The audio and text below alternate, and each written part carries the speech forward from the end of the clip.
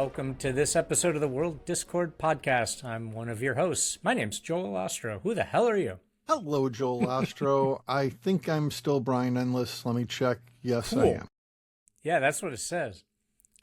Seen a lot of each other lately. What is this, our third episode we're recording in the last week, and then 2 hours with Joan? I'm kind of sick of you, so maybe we'll take a day or two off. Yeah. We did live radio earlier this week, folks, for a couple hours. That was a lot of fun on WCTP AM 820, live, local, and progressive with Joan Esposito. With Joan Esposito.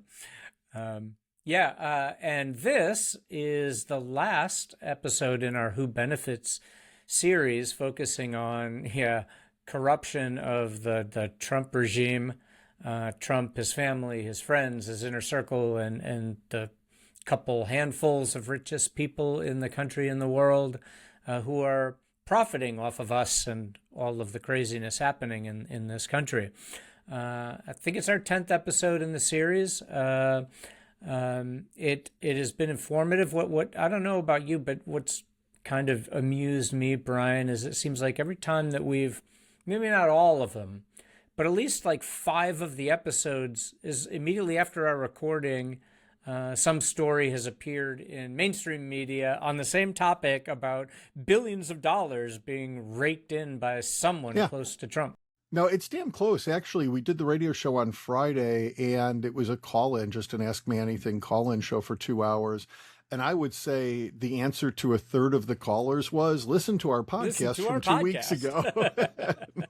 Yeah, Joan didn't even have to pitch it for us. They are topics that are in the news on a regular basis. This isn't something that's theoretical. And what's interesting is, some of the figures that we have put in, and I mentioned a few times on some of the episodes that I was being, super conservative on the numbers.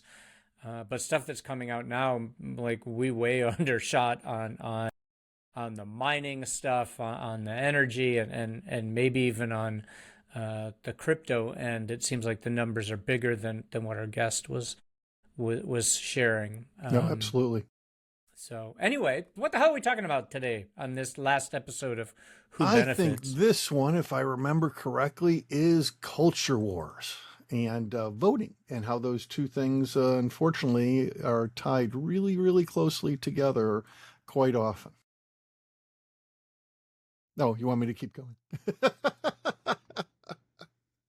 All right. Let me put this in context. So we all know about the culture wars. These are the things that we fight about as a culture between left and right, MAGA and progressive, democratic socialists and leftists, and liberal leftists and conservative Republicans. We fight about these different issues that are very central to our society right now and that are affecting a lot of people's lives. So things like gender and LGBTQ rights, reproductive rights, race, sex, education and free speech, religion and morality, immigration, who's a citizen, national identity. These are all things that are in the news and that we're focusing on every day, and that our politicians, news people, elites are all focusing on. But would you lump into there, like, Trump's labeling basically anyone who disagrees with them a communist? 100%. Yeah, that's kind of the standard of things that have been in the United States since the beginning, and certainly since the Reagan, he's going back to the Reagan administration to call people godless communists. And that's just kind of the history. That's what people on the right called people on the left.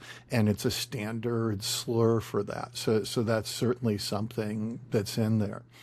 When we look at these culture wars, what we found, I've been doing research on it for a while, and multiple episodes of our Who Benefits series have shown it. The culture wars aren't the actual issue. Right. They're not what's important to the people in power. Well, let's say they're not what's important to the people who are pushing those culture wars on us, is I think the better way, because it is intentional, right? Exactly. And the same people who are pushing it are profiting from it, who benefit. That's why they're pushing it. Exactly. The problem is they are incredibly important to the people on the other end. So if it's discrimination based on LGBTQ status, if it's questions of, transgender people, if it is whether you're on the abortion side or the anti-abortion side, regardless of where you're at on education and other things, these things are essential to human beings' lives. Yeah. And we fight these fights. But in fact, something that is happening out there is, think about abortion. Whether you're pro-life or pro-choice, probably your own labels on it, are you ever going to win an argument with someone on the other side? I will, but you won't. Of course.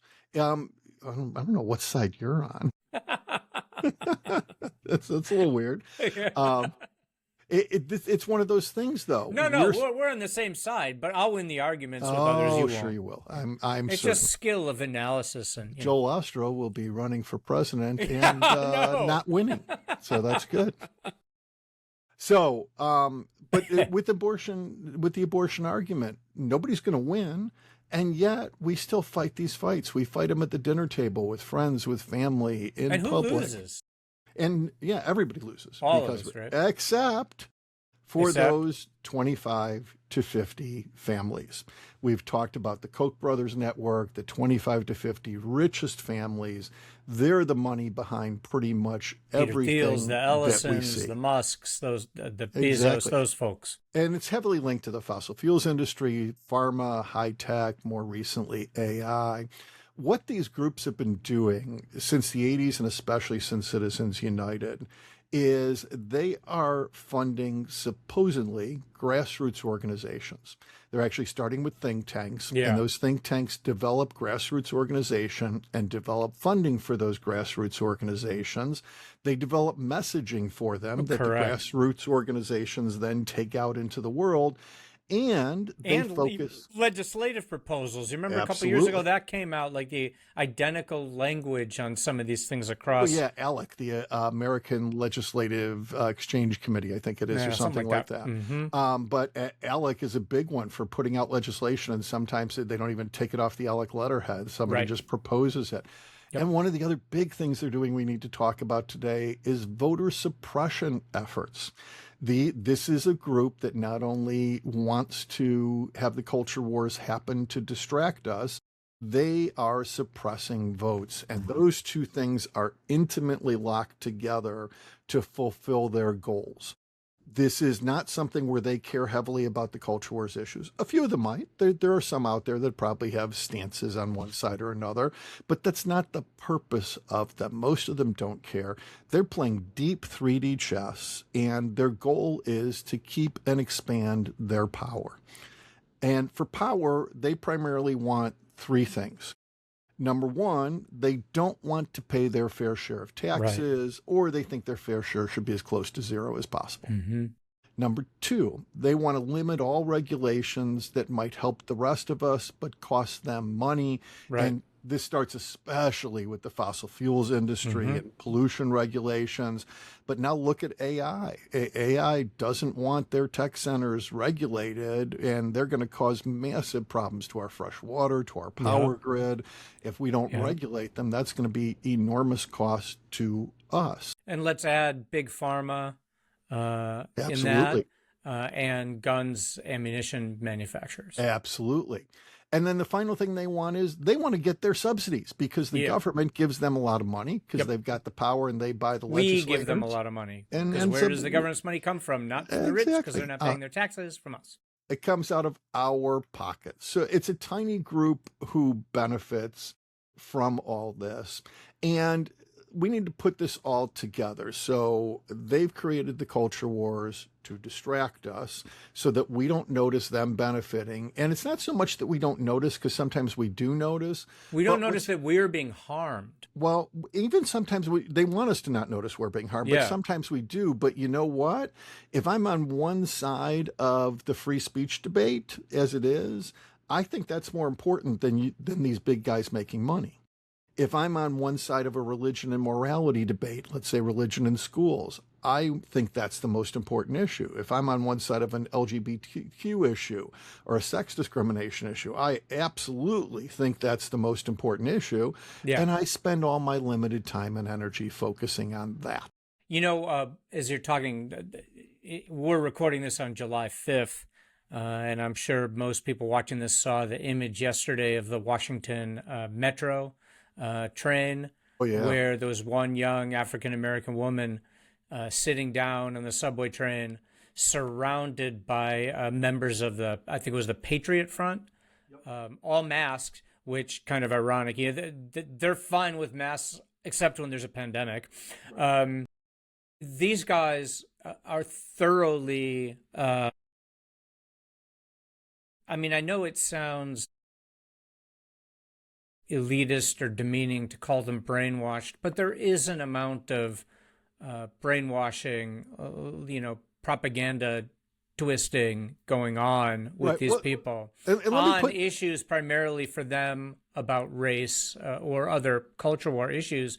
But the point is you look at those people on the train, and are they those individuals any less damaged by the high gas prices, the absolutely high cost not. of healthcare and lack of access to it, the crumbling healthcare system or education system in this country? Like they're all at the higher home costs and all of the rest that are the high costs of education and debt.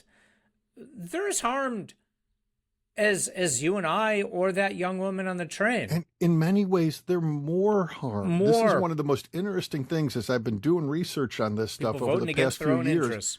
Young white males are Mm. among the people being most harmed in our Mm-hmm. current economy. They are at the Yeah. level of inner city minority groups in terms of how much they're being harmed. And that's a group.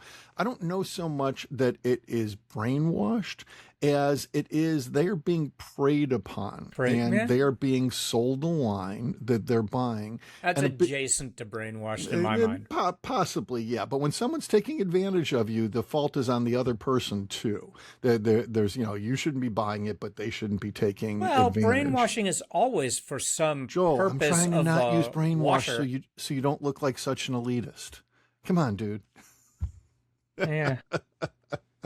He's comfortable. It's so with his frustrating. I elitism. think my fatigue or disdain for all of this in the United States is I studied the Soviet Union. I studied Stalinism, and my interest and passion when I started emphasizing the domestic side of things was on censorship and propaganda. This has always been a peak interest of mine: media, information, how people get informed, and the role of government in protecting information rather than manipulating. And so my interest in the Soviet period at the beginning was on the vast network and uses of censorship and propaganda, because they really are two sides of the same coin. Yeah, And the frustration is, we were so proud for so long of how immune our political system and society was to that because of the First Amendment. Congress shall pass no law abridging press freedom. And sort of the American political culture of skepticism, of even hostility towards authority, which propelled this commitment to free speech, free press, freedom of assembly in this country. And to see how rapidly it has been eroded here after watching how rapidly it was squashed, that Putin and his henchmen squashed it in Russia is horrifying to me. No, absolutely. And this is one of those, history repeating itself. It is worse because of social media now, and because it is easier for the people who are putting together the propaganda to get their message out and to get their message spread. And we're seeing an enormous amount of that is going on right now. So these are all absolutely huge, huge factors that are playing into it. I want to get back to your previous point, though, of the guys on the train. These are young white males, typically late teens, 20s, and they have no hope.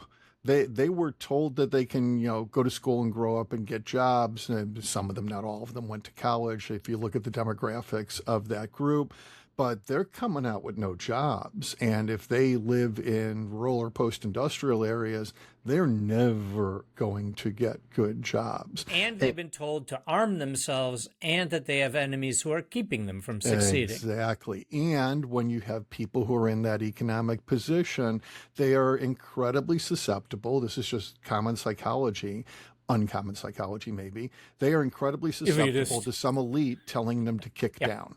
It's all their fault. It's all someone else's fault. And you point them at that someone else and you take advantage of them while you watch them kick down instead of fighting against the elite who put them there in the first place.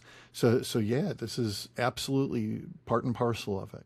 So the Koch brothers and others began this campaign in the early 80s in earnest, right? And by focusing on local elections, correct, is my understanding. It really started South, primarily. Let's look at this from a voting perspective, because that's absolutely important. It started a little bit before the Kochs. They'd put some money into it. The first real movement for this was the late 70s with the Moral Majority.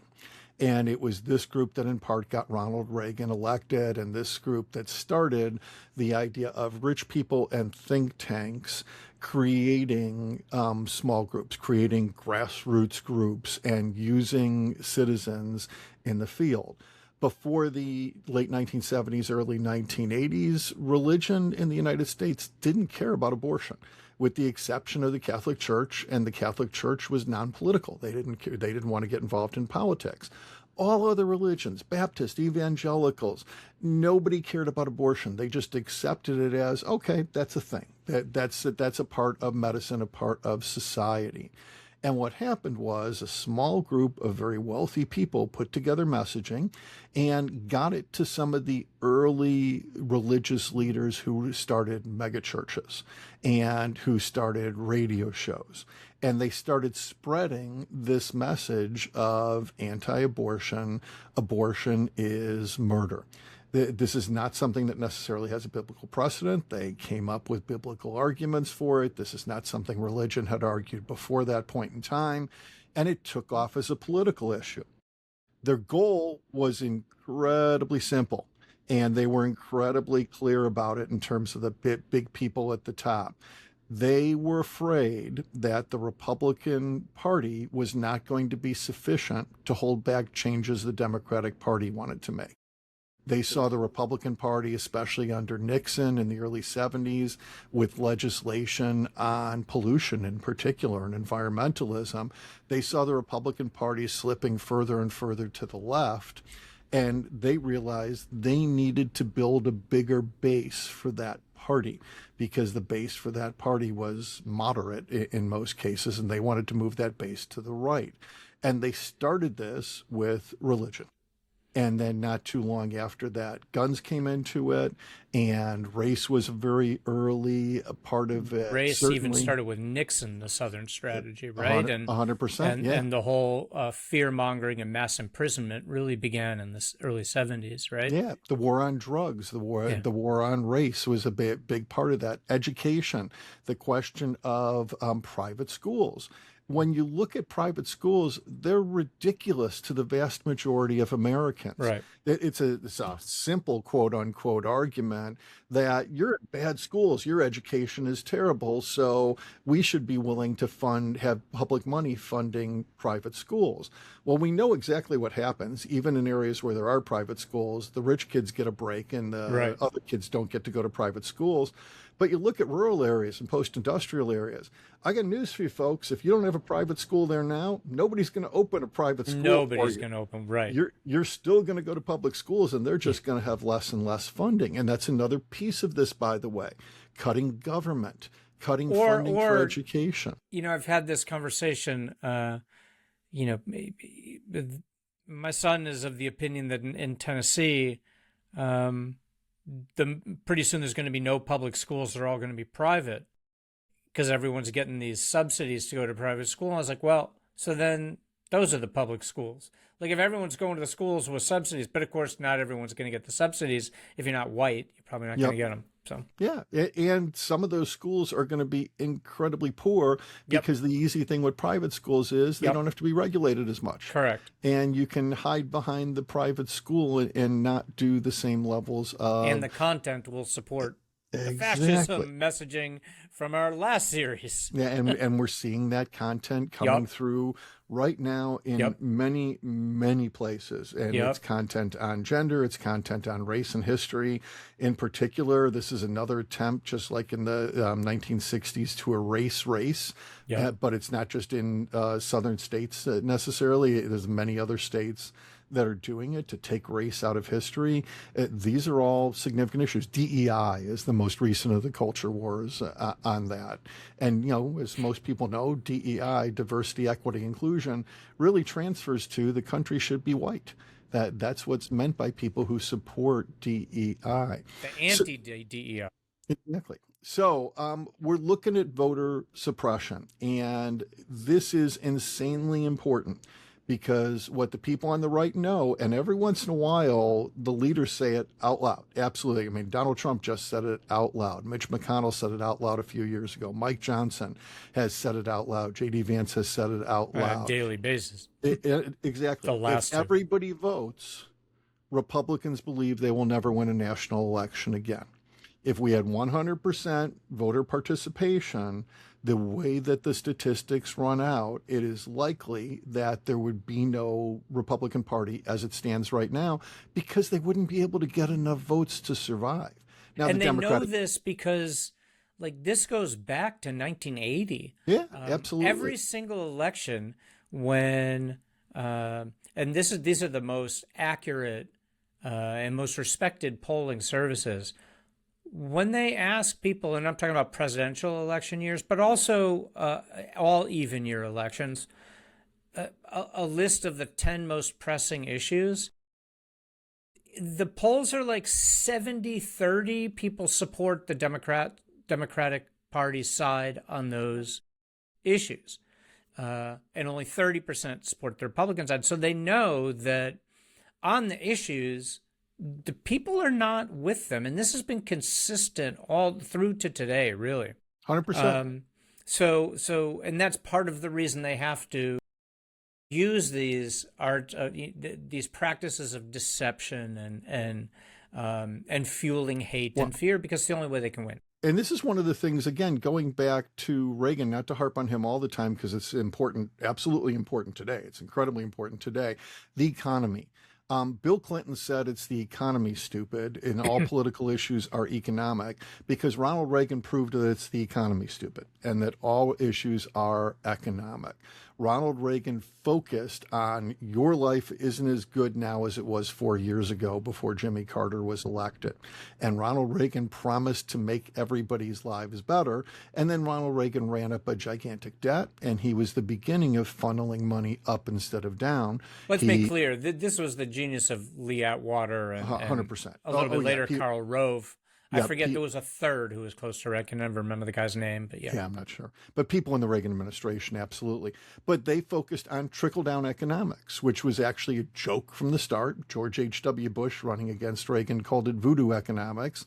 Trickle-down's supposed to help all of us. It's supposed to give everybody something more. But between regulations and all the money that the government was spending and all the money going directly to the people at the top, none of that happened. And 40 years later, we see the crisis that we are in now, where inequality is massive and 70% of people... Unprecedented, certainly in the entirety of U.S. history. Right. Oh, higher. That's been the case for like 15 years. We were more unequal than in 1929. Yeah, absolutely. About 10 or 15 years ago. Yeah, and the bottom 70%, arguably the bottom 80% of the population, can't afford to live. Right. There was just something in the news this morning, a couple each making $130,000. This is in San Francisco, so one of the most expensive places. But $260,000 is not enough to get a small apartment. Right. Forget a house. Yeah, exactly. And yes, that's a big city, and yes, it's cheaper in other places, but that's insane. That's insane. Yeah. So this is all something that was put together, and the Republican Party realized, I'm going to blame the Democrats for this because they have horrible messaging and they don't catch up on these things. And there's a certain argument that many of the Democrats also are effectively corporatists, the neoliberal Hillary Democrats. Clinton, for example. Exactly. And they don't want this to change. They don't want this system to change because they're very tied into the system themselves. But put all of that together, and the key answer for one side, the Republican side, is voter suppression.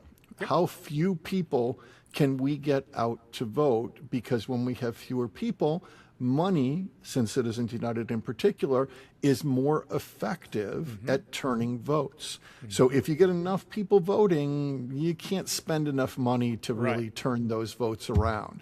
But when you keep the numbers at a level where advertising and different messaging can come in and can affect votes, that is a significant factor. Then you go through voter suppression in advance, and that's and they a are huge so factor. good at it. Oh, yeah. The far right, because they have combined voter suppression with the racism and the culture wars, right? Yeah. Like, and they make it sound reasonable. Like, you need an identification card to drive. Why shouldn't you require one to vote? Right.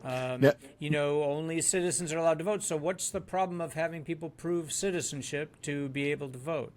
Yep. And it's all targeting people of color, essentially.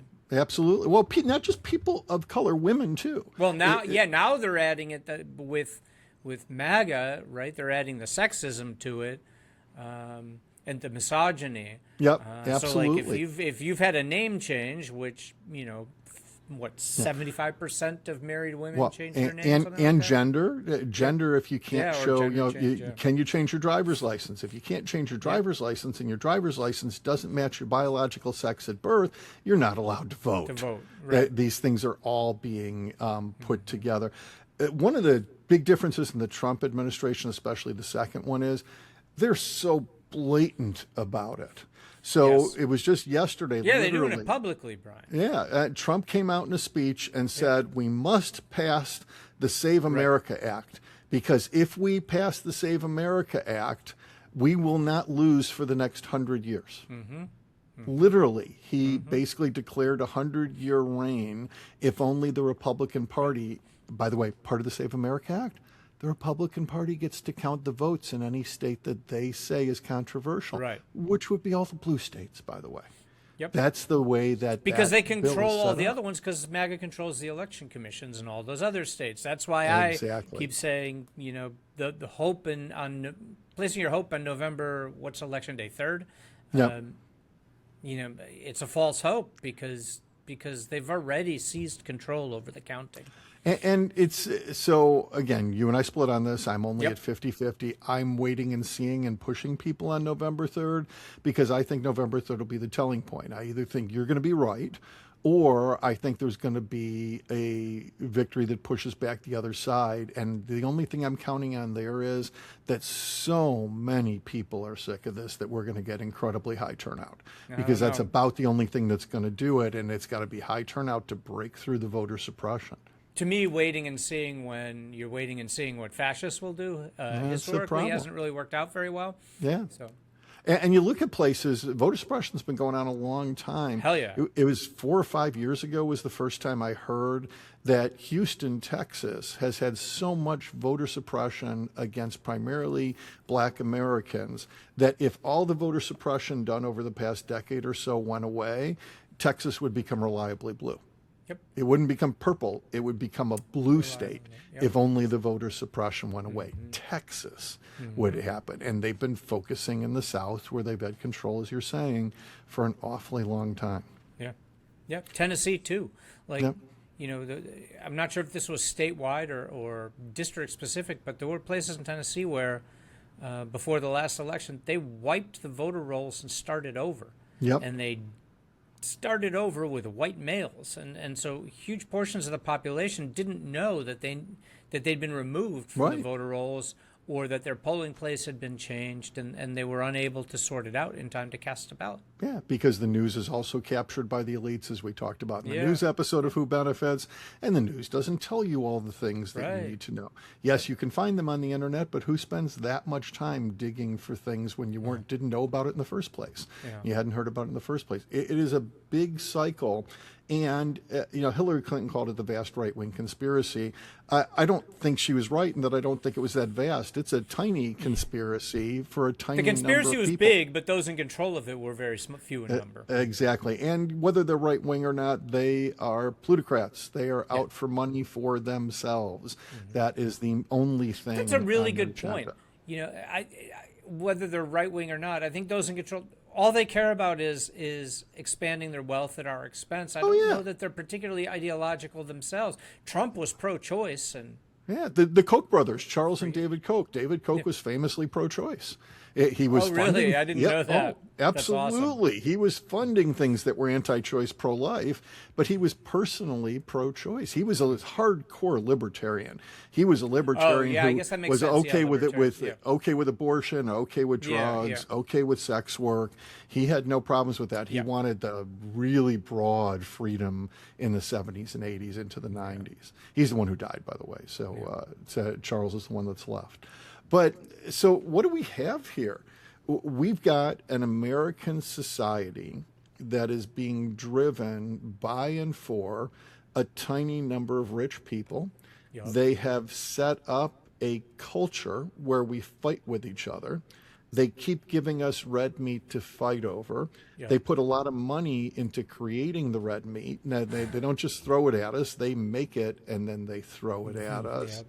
And on top of that, they try to suppress the votes of anyone who is likely to vote for higher taxes or less subsidies for them. Or any regulations that might hurt them. So when I and go, throw billions of dollars every electoral cycle, and not even just kind of constantly on all media platforms, attacking and demonizing anyone who would dare try to create a more fair and just society, is how I'll put it.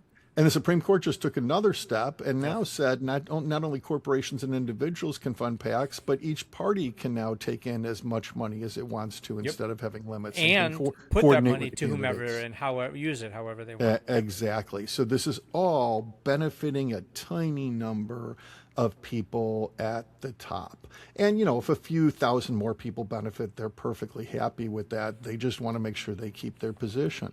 And for us, by the way, what does it mean? We don't have affordability.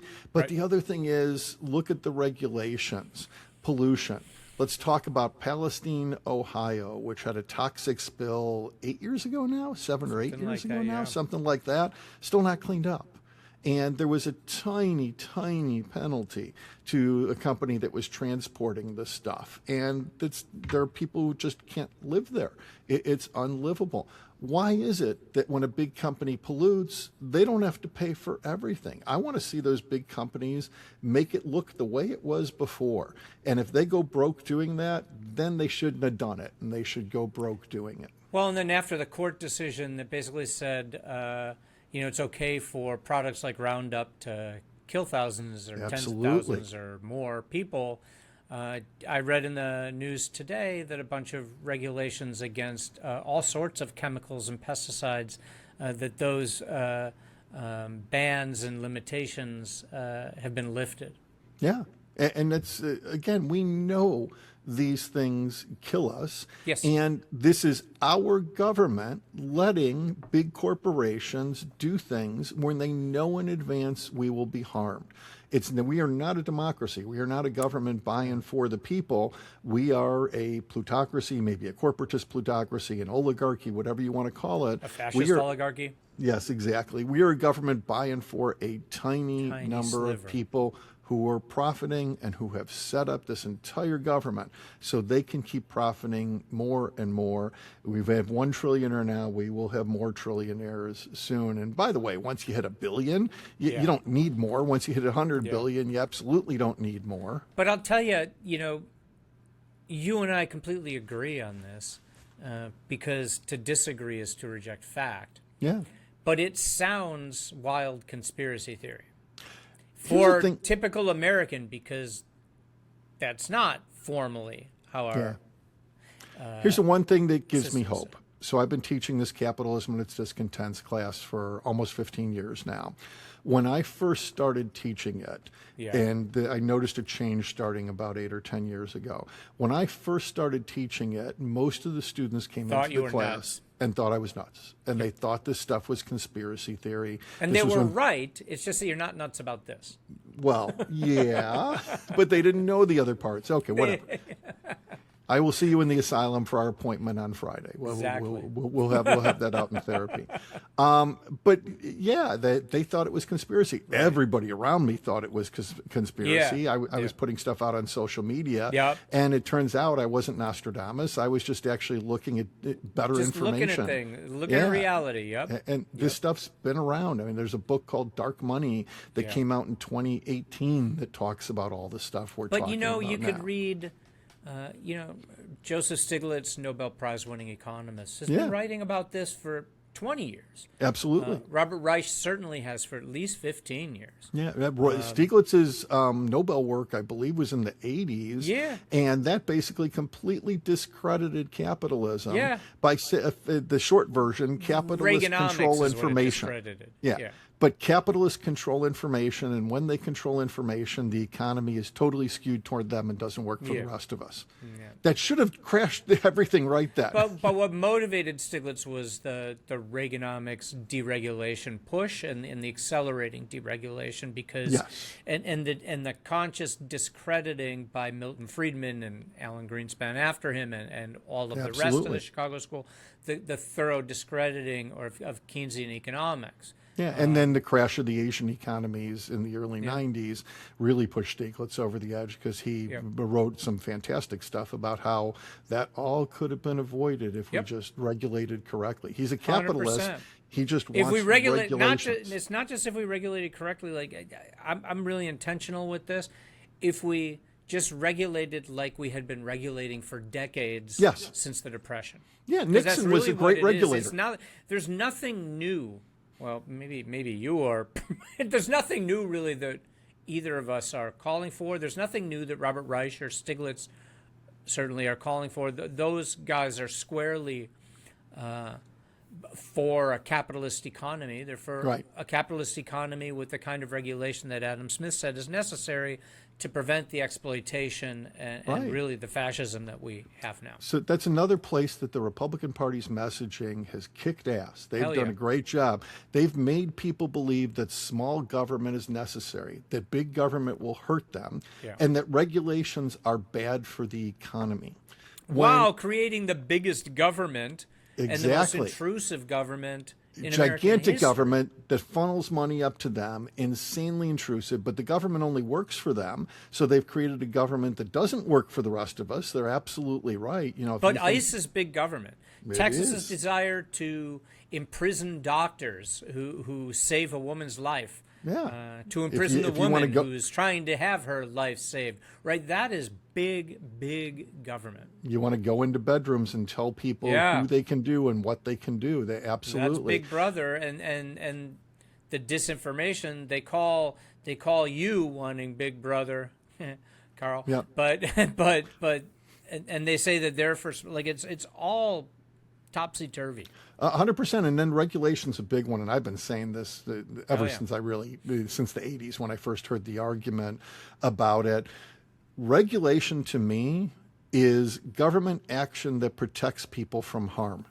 That's what most regulation is, and regulation is exceptionally good when it does that. Now, protects people from harm by either moneyed interests or our own failings. Like absolutely. That's the purpose of government. And you go back, like, in philosophy of government, certainly in the Enlightenment era, whether you want to start with Machiavelli or you want to go to John Stuart Mill, that's the purpose of government, is to protect, to secure us against our... now we're getting back to the basics. Freedom.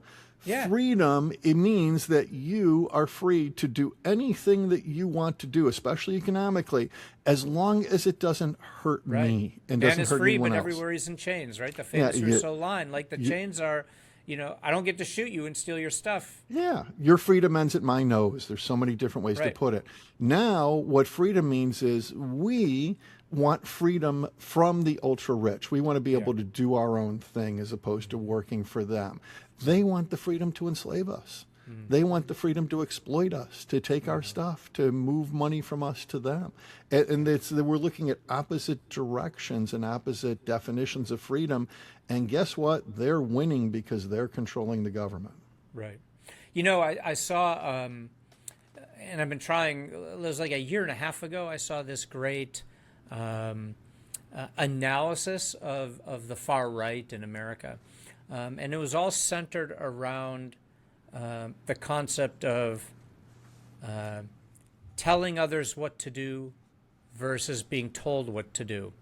And you can pick any topic, like just on this, right? The far right, they want to tell us that we have to pay, but they don't want to be told that they have to pay. Right, exactly. And you can pick any topic, and you can see that the hypocrisy there, they do what they prevent from being done to them. Exactly. Certain types of protests are good. Other types are not good. Certain people can hold guns. Other people cannot hold guns. It's one of my favorite examples that, Ronald Reagan was very, very famously pro-gun as a governor of California until the Black Panther Party showed up with guns and started preventing police from hurting people in their neighborhoods. And then there were anti-gun measures that were brought out in California. Yeah, they like telling people what to do, but don't try and tell them what to do. You can look at those, pardon me, assholes on that Washington train, right? Yeah. They love telling people what they should do and what to do, but you try and tell them, hey, maybe, don't mask. Don't mess with my You freedom. look like a criminal. Don't mess with my them. freedom. Right, yeah. So maybe we close this out. I don't know about you, but I was taught as an undergrad, and I have taught forever, that if you don't know what's happening in politics, that you don't know what's happening in the world, you ask one question. It has two words. The words are who benefits. Who whom, or who whom. Who whom? Yeah. It's not just who benefits. Who's doing what to whom? Who's taking what from whom? Absolutely. And when you look at it from fennel. that perspective, it puts you on track to the answers. And in this case, again, 10, 20 years ago, the answers would have looked like conspiracy. There's so much data out there now that the answers are irrefutable. The question is, will we be able to get ourselves together to get past it, or will Get it together, people. come together? No, don't do it. Or will Joel's prediction of fascism and doom and gloom take control? And I thought you were going to go another direction with that. Like, if you want to know what's going on, tune into the World Discord podcast. That's what you should have said. Oh, yes, that's very good. World Discord podcast has a lot, and I have the Come Together project too. If you want to look that one up, do you have a cause, Joel? No. Okay, good. You're one of those guys. I got it. Yeah. Excellent. We got anything else? I got nothing for you. I got nothing either. Ladies and gentlemen, this was a 10-part Who Benefits series. If you didn't catch them all, you can go back. They're all on YouTube. They're all wherever you get your podcasts. We certainly hope that you will listen to them and that you've liked this and that you'll continue to tune in. And we're going to turn back to, our bread and butter, the light, friendly, happy stuff, wars and shit like that. Yep. So the actual discord in the world. Yeah. I want to thank David for producing. Thank you all very much for tuning in and listening. Please let your friends know. Please recommend us, and we'll see you Let your again enemies soon. know, too, because they're the ones who need to hear this. That's true. No, absolutely. And we'll see you again soon. Bye. Bye.